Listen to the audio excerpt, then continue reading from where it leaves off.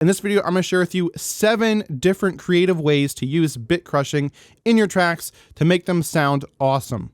Now, real quick, before I dive into the tutorial, be sure to download my free rapid song finishing checklist in the description below. This walks you through a proven step-by-step mixing system so that you can produce radio-worthy tracks from home each and every time.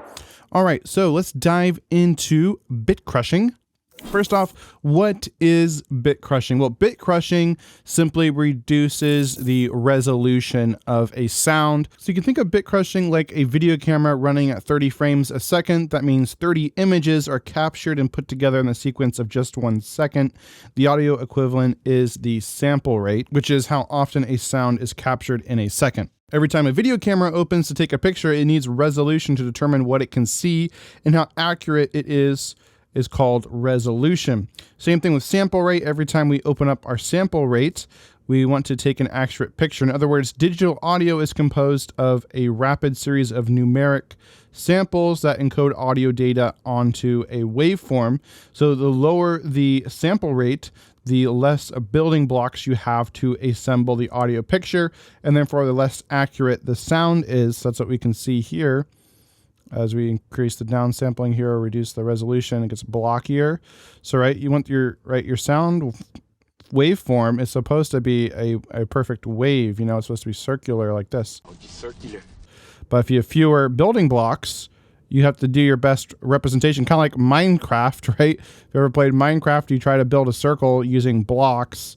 It's hard to do it. If you only have 4 blocks, it's not going to look like a circle at all. But the more Minecraft blocks you add to the circle you're trying to make, the more circular you can make it look, or the more it can imitate a circle. So that's kind of the same thing we got going on here. So then how do you use a BitCrusher plugin? Well, I'm just using a free one here in Logic. Your DAW probably has something similar. Otherwise, there are other BitCrushing tools out there, including some free ones. I'll link to one in the description below. But just if you're in Logic here or have something similar to what Logic has, I'll just break down the different controls here really quickly. So you have different modes. So you have fold here, so you can see how it changes the waveform here. So with fold, this is a softer distortion setting, which is created by having the level of the center portion of the signal above the threshold. The start and end levels of the clip signal are unchanged. So you can see it's like taking out the middle here, so it's not as intense. Then we have clip mode. This cuts off the top of the waveform. This is kind of like the most standard, typical type of BitCrushing.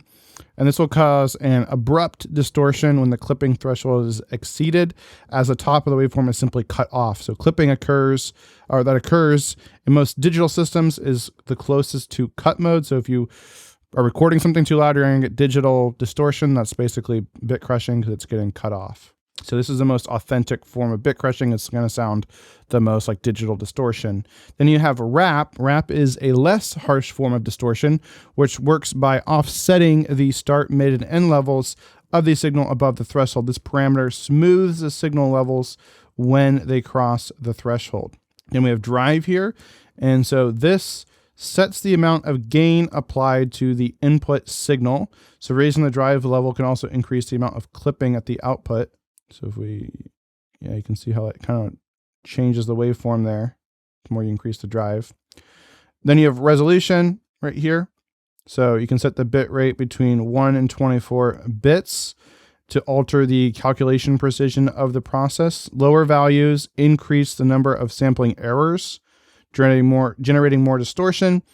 And extremely low bit rates, the amount of distortion can be greater than the level of usable signal. So if I turn this all the way down to 1, you're not even going to hear it doing anything on this snare drum here.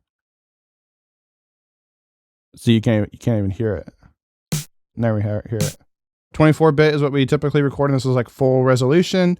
But if you want to go like CD quality is 16 bits, this is what you would hear on CDs. This is typically what you find like on streaming platforms too. It's usually 16-bit. And then like retro video games back in the day, those were like 8-bit or even 4-bit. So if you want to get more of a retro chiptune kind of sound on anything, you can actually turn any sound into a chiptune sound just by reducing the resolution here. Then you have downsampling here, and downsampling reduces the sample rate. So a value of 1x has no effect on the signal. A value of 2x halves the sample rate value of 10x, as you can probably imagine, reduces the sample rate to 1/10 of the original. So right, we normally record everything at a sample rate of 44.1 kilohertz, but when we turn the downsampling up to 10x here, then it's sampled at just 4.41 kilohertz.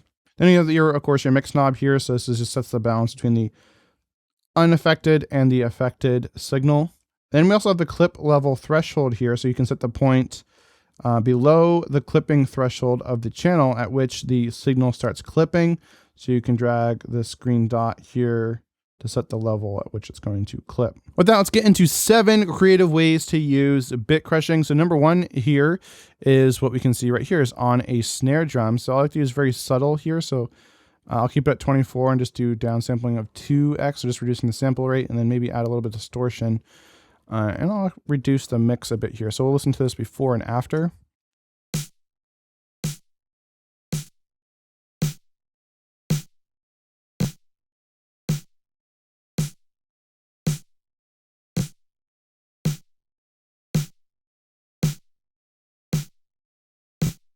So it kind of beefs it up a little bit and also adds some like sizzle on top. So it can help make your snare drum cut through the mix a little better. Now, another cool way to use bit crushing is to add it to your lead instruments. You typically aren't going to want this all the way through. You're probably going to want to like automate it in and out. And so here is an example of what it sounds like on a lead. And we can also hear here, we have some automation here on the lead, where at the end here, it picks up.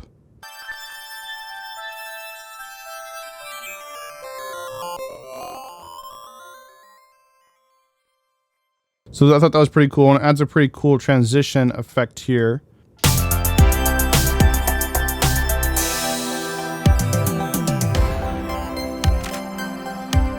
can kind of hear it in the background going wah as it goes back down to normal. It can be really cool to use on your closed hi-hats as well.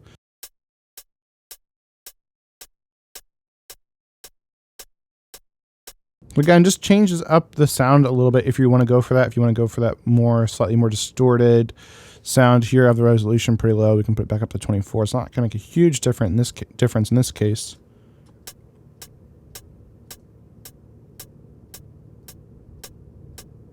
Again, it just kind of thickens it up and adds a little bit of crispiness to the top there. Now, creative technique number 4 for bit crushing is you can actually add it to vocals. Here's a quick example of where I added it to my track, Crystal Soda. Skyscraper canyons, neon forest battalions have now trapped us in our own prisons of skin. Can't hear my CD over the electronic thunder. The television sky follows me every day.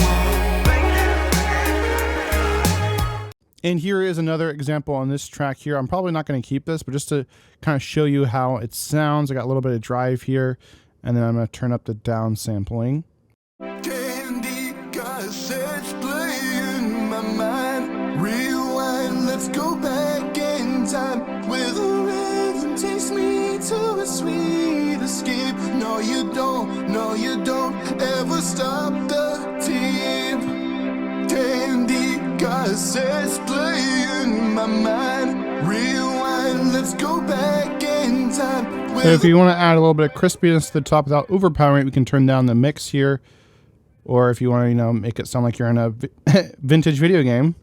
Candy cassettes play in my mind. Rewind, let's go back in time. Where the rhythm takes me to a sweet escape. No, you don't ever stop the team. Candy cassettes play in No, you don't ever stop the team.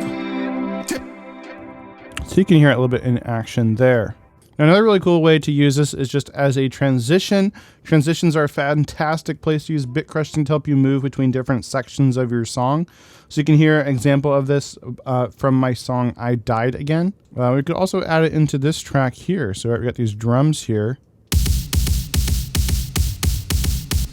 So maybe we want to add some BitCrushing here, and we could like automate this.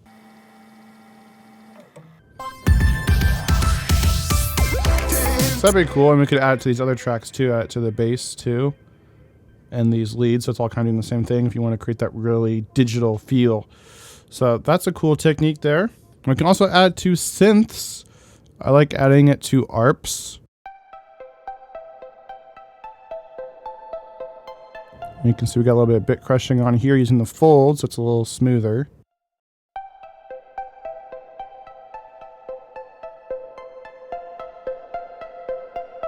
So it brightens it up a little bit, just adds it, helps it cut through a little bit, but it's very subtle. You can't really hear it changing the tone too much. It just kind of makes it brighter.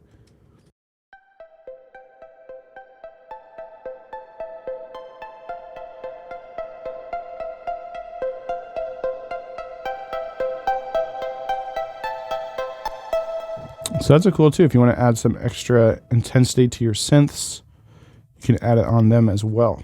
And finally, you can also add it to your mix bus if you really wanted to go crazy. I didn't do that here, but I did add it to a sub mix here. So it is added to my drums and my bass here. So you can also do like portions of your mix. I have it added here, and it's automating in this like transition here. Right here, we can see the automation. We see it's going to be starting out very bit crushed, and then it's going to get cleaned up.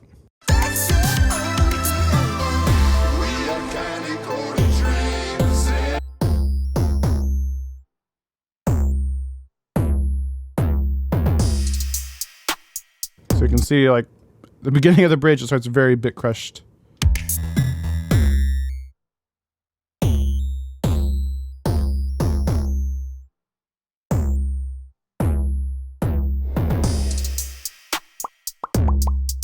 Hey, if you got value from this video, go ahead and hit the like button. And if you want a proven step-by-step system for finishing more radio-worthy songs from home, then be sure to grab my free mixing checklist in the description below, which will walk you through a proven step-by-step system for mixing your own songs from home so that they sound amazing and professional each and every time. And if you want to check out a tutorial on how to turn any track into an amazing transition, then just be sure to click my video playing on the screen right now. With that, have an awesome day and keep creating.